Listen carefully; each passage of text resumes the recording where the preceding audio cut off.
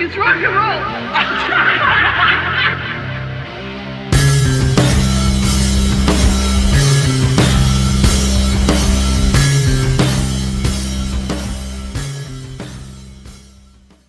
Greetings and welcome to another episode of the Look, It's Rock and Roll podcast. I'm your host for today, Mark Anthony Kay, and today we're going to be taking a look at a record that just recently came out at Record Store Day, and this will be no surprise to people who know me from the Yes Music podcast and from the Kiss FAQ podcast when I talk about this band very often when we talk about Kiss. I'm not sure why, because they're not really related in any way, but I'm talking about Yes. And the album that came out is this live album called Yes Live from the Knoxville Civic Auditorium, I believe it is. Civic Auditorium, November 15th, 1972. This is with the classic Yes lineup with Anderson, Howe, Squire, Wakeman, White, as you can see there. It comes in this very nice trifold jacket. Not too much to look at in terms of like any kind of pictures or anything like that. They kept it pretty sparse. And when you take it, it's 3 vinyls, so it is a lengthy album. Thankfully, and you know I'm a big speaker about this, it came in a nice poly-lined sleeve, all 3 records. And the records all look like this, so I'm just going to show you one of them. This is side A.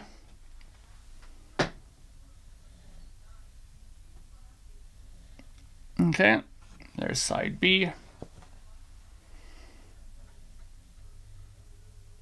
There you go. Yeah, so for me, this was a must-have for my collection. It's this album, I think, sort of flew under the radar as far as Record Store Day releases go. But for us Yes fans, we were very excited when it was announced. And for all you people out there who are maybe, middle of the road Yes fans, or maybe you're new to Yes and you're asking yourself, should I get this? Why should I get this? Let me go through a few things to maybe make this a bit clearer for you.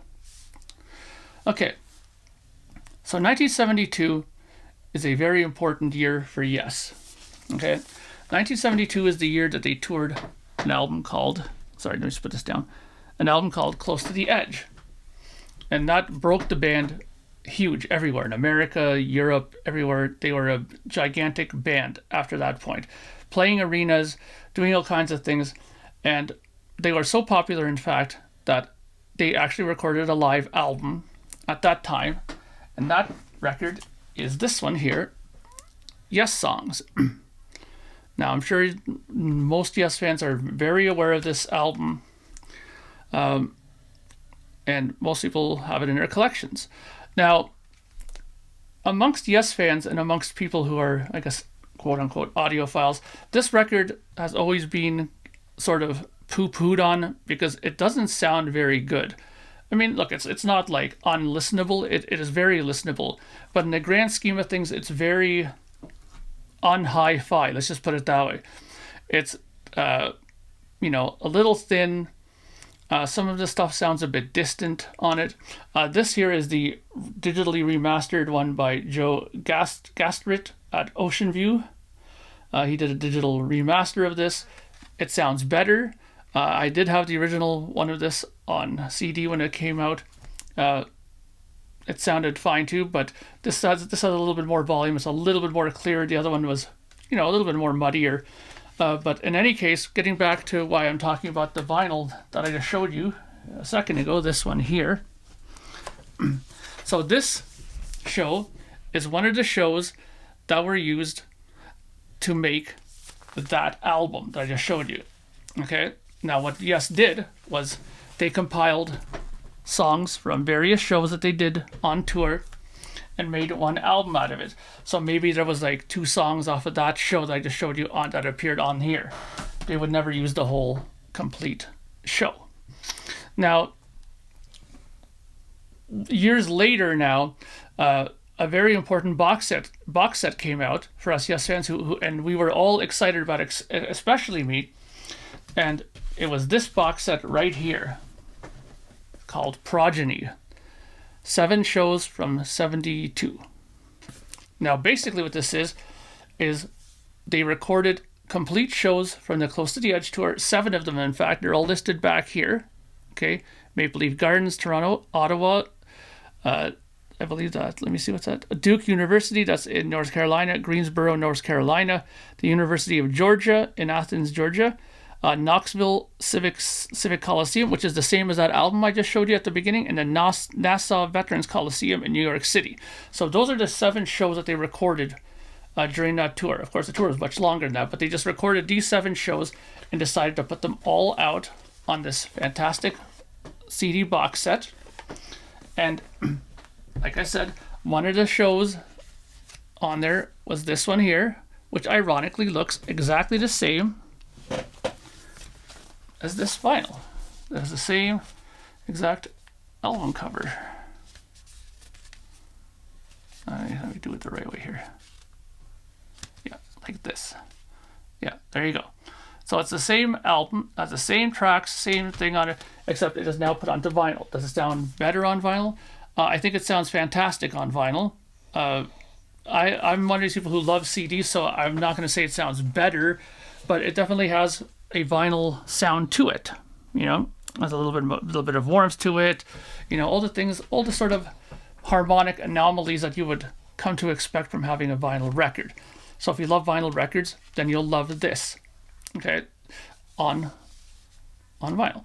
Now, this is the CD version of it. It's kind of similar, just has everything written in there, nothing too spectacular about it.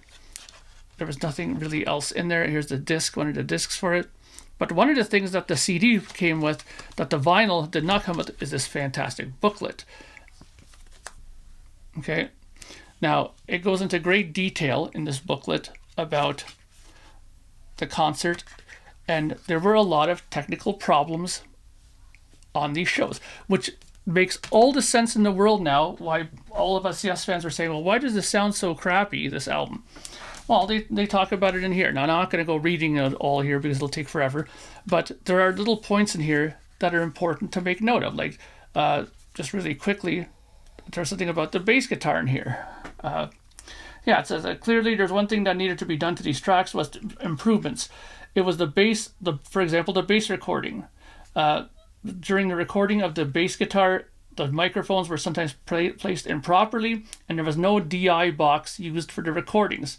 So there was no direct signal used, there was only a mic, and if the microphone was misplaced, then that's what they ended up getting. So what they did to fix it is they grabbed an old bass amp from the 1970s, took the bass track, that's from the multi-track, ran it out into this old 1970s bass amplifier and ran it through that amp and remiked the speaker that was with that amplifier and basically re-recorded the sound of the bass guitar. And apparently that worked so well in re-thickening up the bass guitar that they did that to the kick drum, because the kick drum was also kind of thin.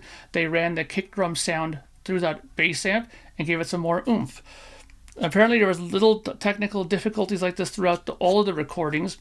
And there was also some of the Dolby that they used to reduce tape noise was misaligned, so they had to realign the Dolby units for it. So there was a lot of problems with it. So this here, in this box set, represents a much better and much more sonically pleasing version of this album, basically.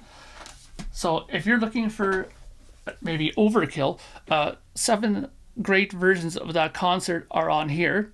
The funniest one to listen to actually is Toronto, because they had so much problems with Rick Wakeman's rig because of the wireless and the grounding issues that they had there, that you could actually hear during the broadcast or the concert college radio breaking through his speakers, like Rick Wakeman's monitors and stuff. It's hilarious. You could actually literally hear, like, this is CKLF 91.7. You can literally hear it on the recording. So it is humorous for that sense. And John Anderson makes a comment about it during the concert, saying that Rick's going to have a duet with the radio DJ. So this is historically, to me, extremely important. Now, I know I'm talking about this a lot more than I'm talking about this, but in the end, let's go back to this and focus on this. Should you buy this? Yes. I think that it's a fantastic show. Again, it's all corrected. Everything that was kind of, not too good sonically about it, according to this book, it's all corrected and fixed. Everything on here is the same as that's on the CD. They use the same audio, same master.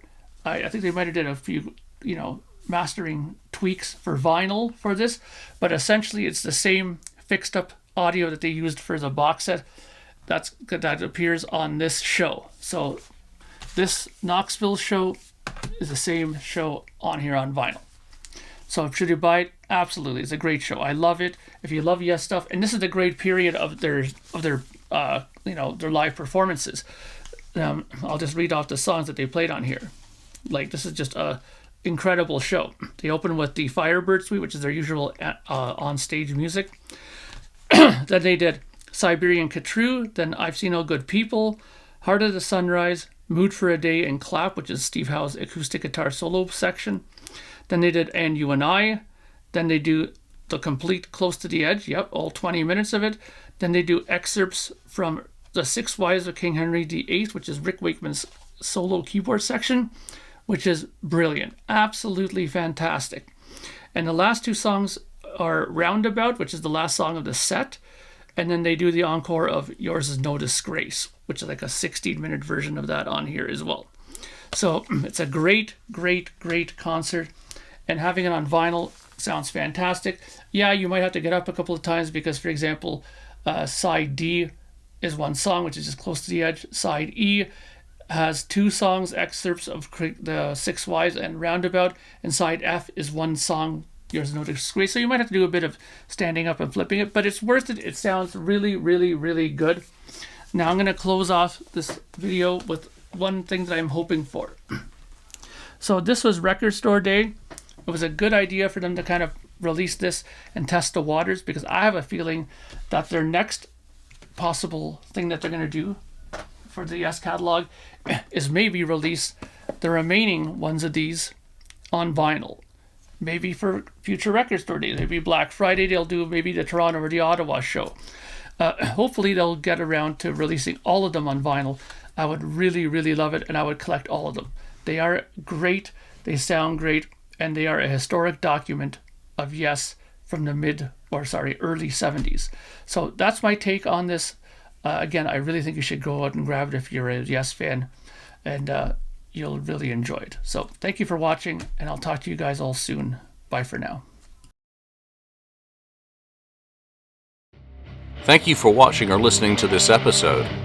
Be sure to subscribe to us, like us, or even leave us a review. You can find us and join the conversation on Facebook.